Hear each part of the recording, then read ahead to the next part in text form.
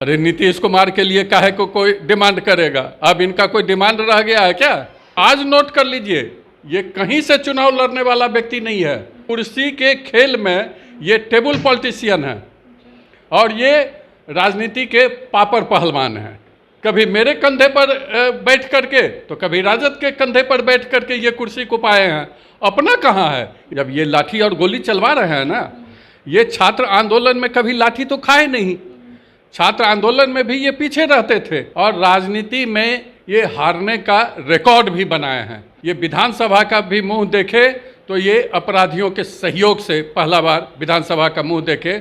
मैं इंदिरा गांधी हाथी पर सवार होकर के बेलछी गई थी, उसके मुख्य अभियुक्त अरुण कुमार के सहयोग से ये हरनौत का चुनाव जीते थे। लोकसभा का भी चुनाव जीते हैं तो दिलीप सिंह और दुलार चंद यादव जैसे दुर्दांत अपराधियों के सहयोग से चुनाव जीते थे। पहला बार ये मुख्यमंत्री का भी गद्दी पाए थे तो बेउर जेल के सहयोग और समर्थन से।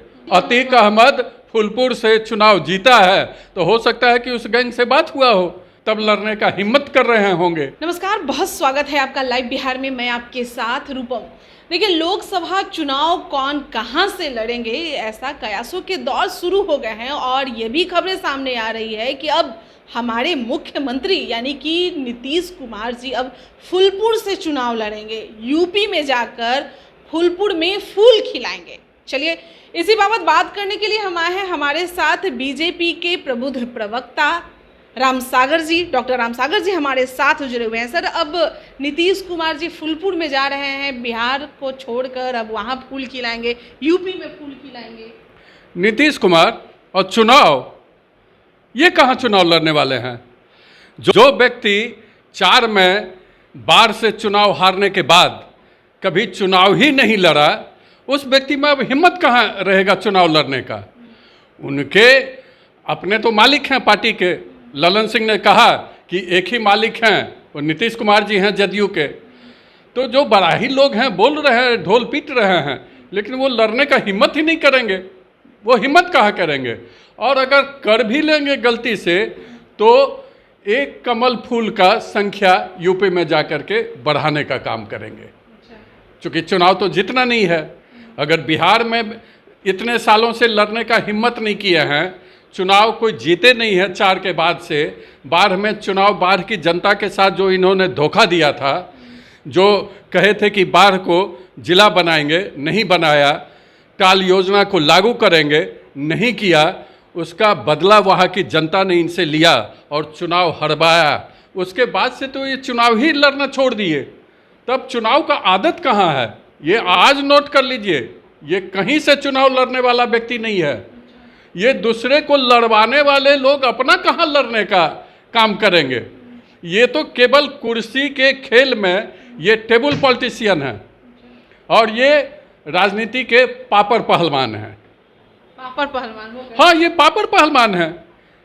कभी जनता इनको अपने दम पर कभी कुर्सी सौंपी क्या? कभी मेरे दम से तो कभी राजद के दम से, कभी मेरे कंधे पर बैठ करके तो कभी राजद के कंधे पर बैठ करके ये कुर्सी को पाए हैं।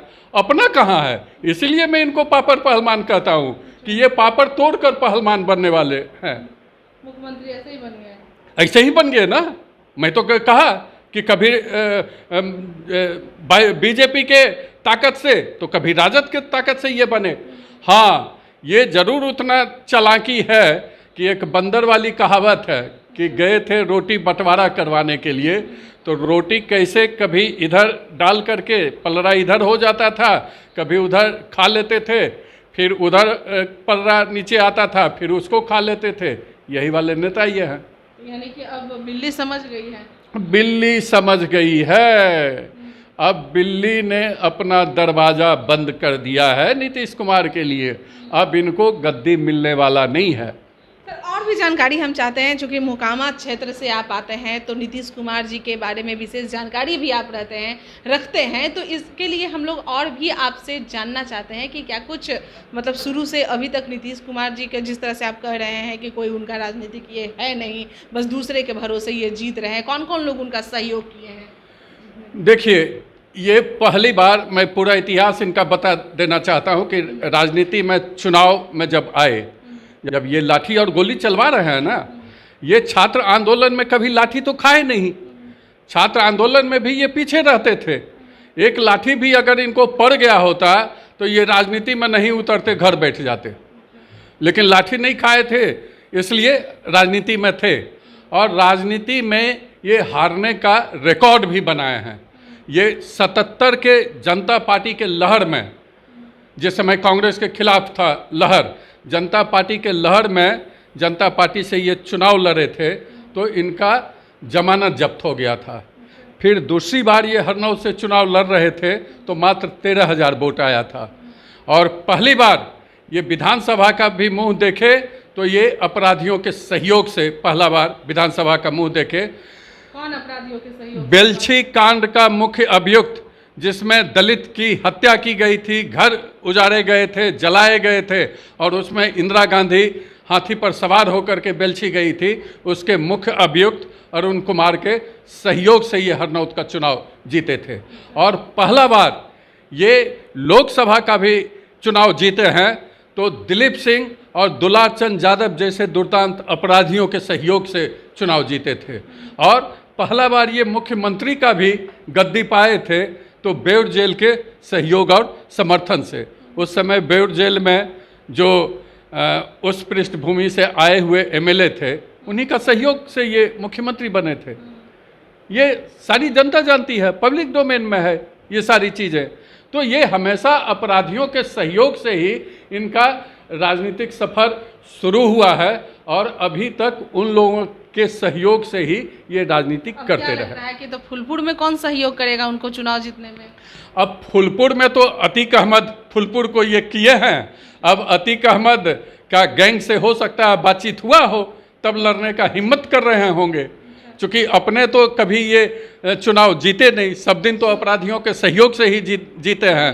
अतीक अहमद फूलपुर से चुनाव जीता है तो हो सकता है कि उस गैंग से बात हुआ हो, तब कुछ हिम्मत जुटाने की जनता डिमांड कर रही है, मांग कर रही है कि नीतीश कुमार जी को यहाँ पे ये चुनाव लड़ने की। अरे नीतीश कुमार के लिए काहे को कोई डिमांड करेगा? अब इनका कोई डिमांड रह गया है क्या?